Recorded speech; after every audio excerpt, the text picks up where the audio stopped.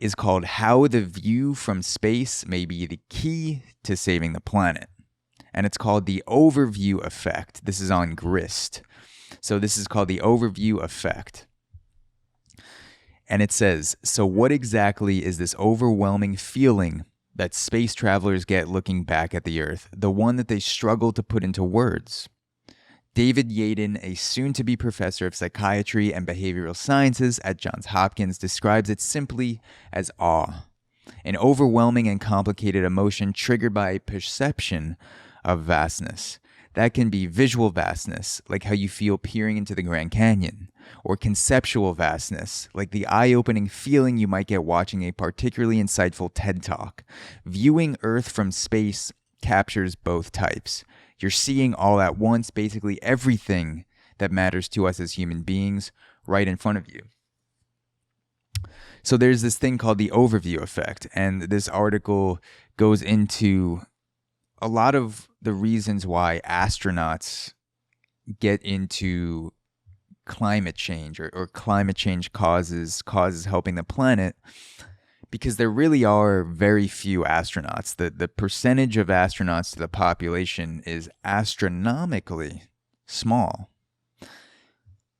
But there are a large proportion, and it's a large proportion of astronauts that get involved in climate change causes and saving the planet causes, much more than you would think based on the small percentage of the population that's actually astronauts. And part of the reason is because there's this thing called the overview effect that occurs when it's actual psychological observable phenomenon that when you view the Earth from space, your perception changes.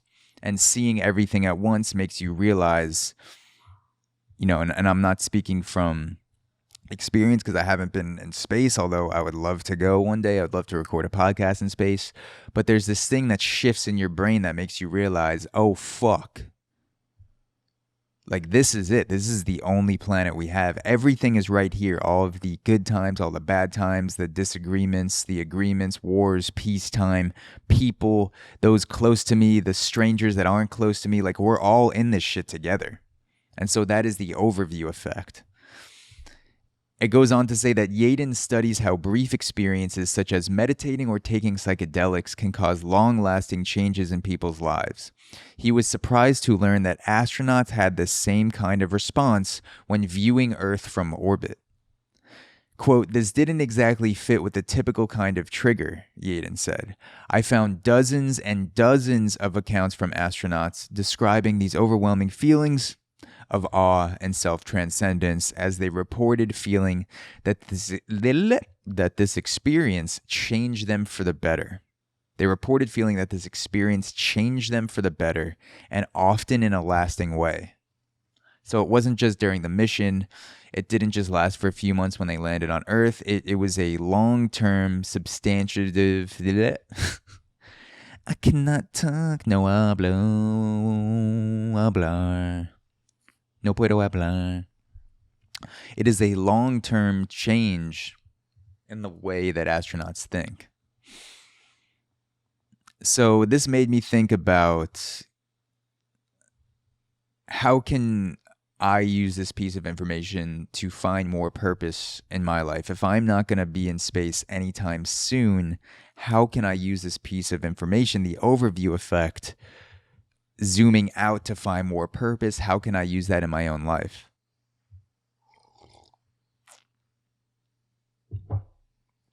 And I started to think about it like this. So with podcasting is what I love to do. It is what I'm put on this planet to do. I record conversations with people. I record solo episodes. I love designing show notes for shows. I'm reading off my, I don't just read off the notes, but I put notes for myself and I respond to those notes in podcast form, whether it's solo or guest conversations. And I just fucking love that shit. I love it. And I don't see myself stopping anytime soon. But there are times when I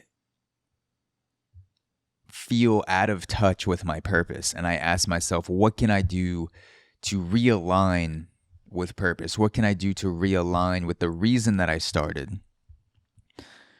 And I thought that, podcasting equals conversations. Conversations equal people. And people equals connection.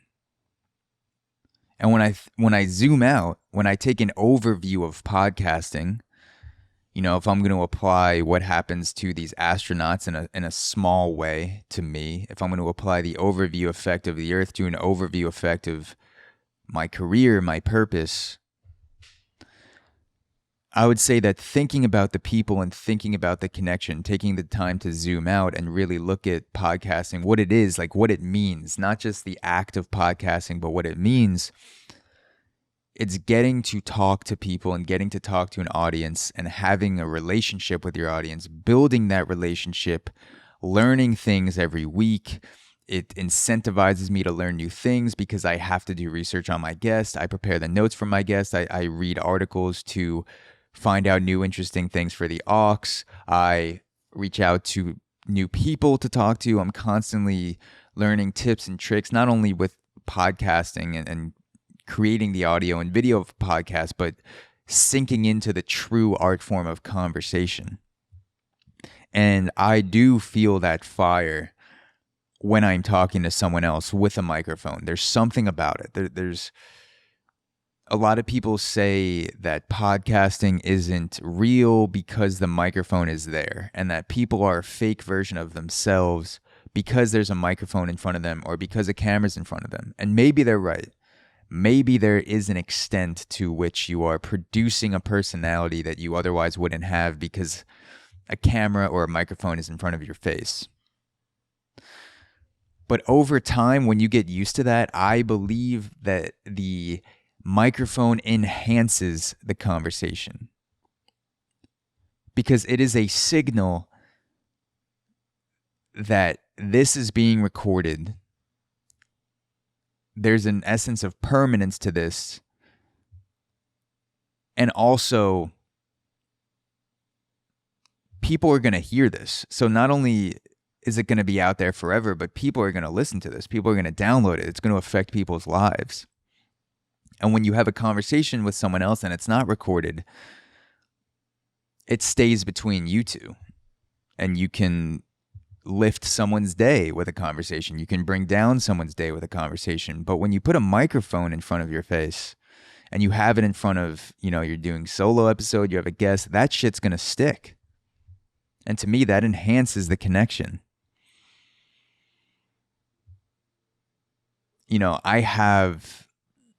This is a dark thought, but I have weekly 2 to 3 hour conversations with strangers every week, and I don't remember the last time that I had a 2 to 3 hour conversation with my mom or with my dad.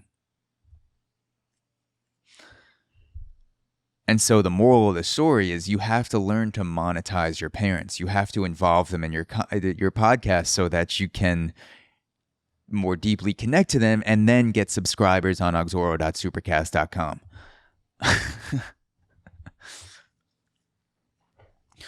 No, but really, I think about that a lot, that,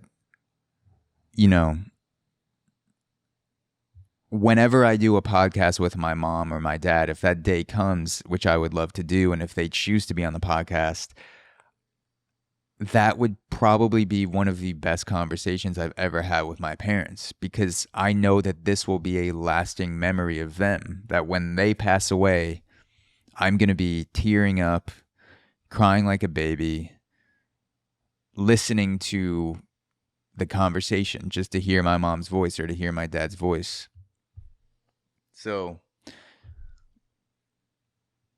maybe more conversations should be recorded, or maybe there's something with the mic. Maybe podcasting is not this, contrived art form, which it's not, but people say that, podcasts are so contrived. It's not really a conversation because there's a mic there.